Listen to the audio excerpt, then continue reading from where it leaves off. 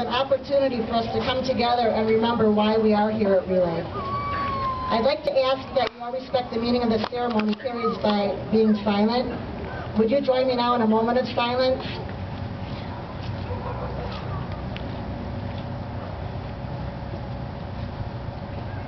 This is a time for us to grieve for those that we've lost.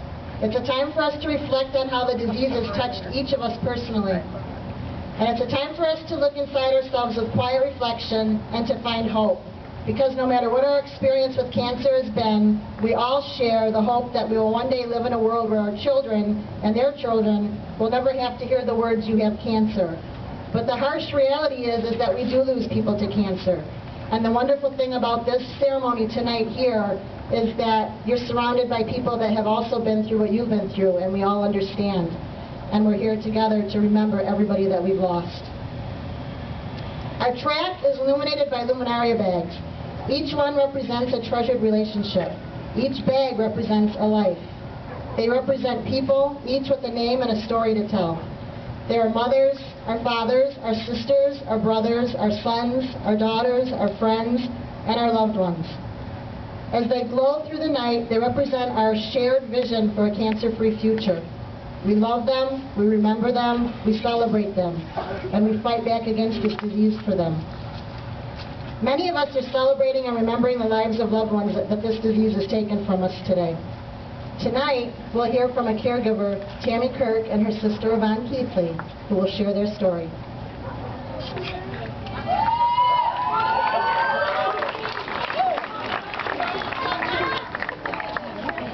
Thank you.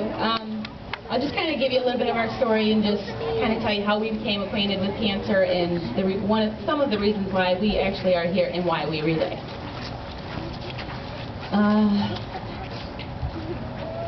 I became acquainted with cancer approximately 18 years ago. As I sat up late at night trying to put all this down on paper, it became overwhelming. You see, our family was full of broken hearts when our Aunt Darlene was diagnosed with cancer and then fell victim to the disease in 1992. It didn't seem like no time at all when we became associated with the word cancer again. In 1996, after a tough battle, our grandfather, who also fell victim to cancer, we were all devastated. Approximately 7 years later, once again, in our family, cancer, Granny Jones. Of course, no one wants to hear the word cancer, but not Granny Jones. She was the heart of our family.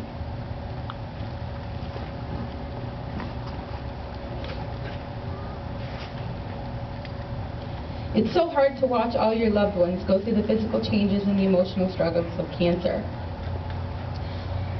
But what we do and what we're doing here today is what helps us get through, because we know that it's nothing compared to the battle that they go through with cancer. But you see, Granny never looked at the downside of cancer. She knew that if she was to lose her battle with cancer, she would be reunited with her children in Papa in heaven. 2006, once again, Dad was diagnosed with esophageal cancer.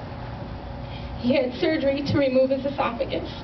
After several complications, and about 5 weeks later, he was released to go home.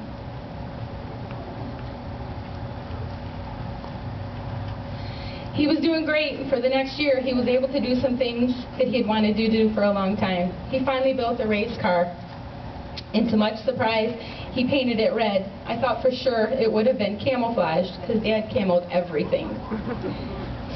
Spring 2008, Dad was sick and back at the University of Michigan. A couple of failed procedures, we knew the inevitable. On Friday, June 6, 2008, Dad wasn't doing well. We all went to his house. It was a beautiful day.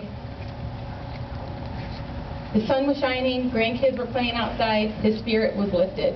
We all took our turns going into his room to visit and hear the stories.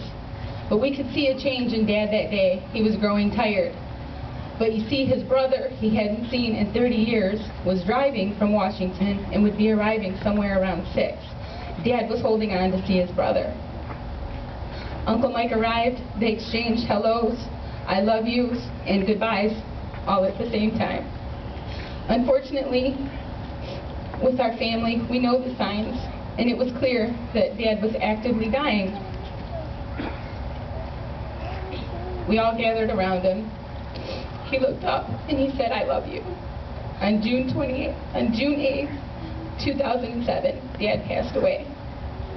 So now you've heard the reasons why we relayed, and it's our job to continue to help fighting this disease. And what a better way than through the Relay for Life. And if you see these balloons up here, this is just kind of to give you a visual of what we've gone through and how cancer has affected our life. Every black balloon is for someone in our family that has passed away from cancer. And the colored balloons are those that are still fighting and are survivors today. And we would like to continue to keep those balloons of color in our family. And that's reasons why we relay.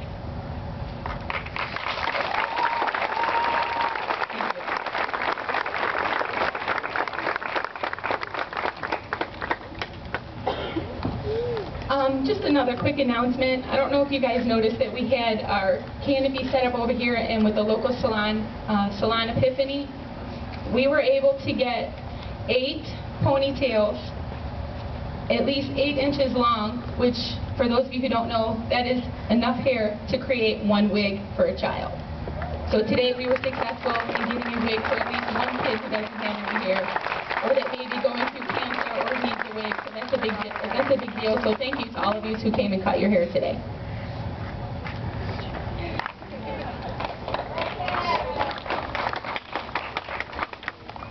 Thank you for sharing your very personal and very moving story. At this time, if we could just have whoever on the track wants to start, just start this final lap moving in that direction.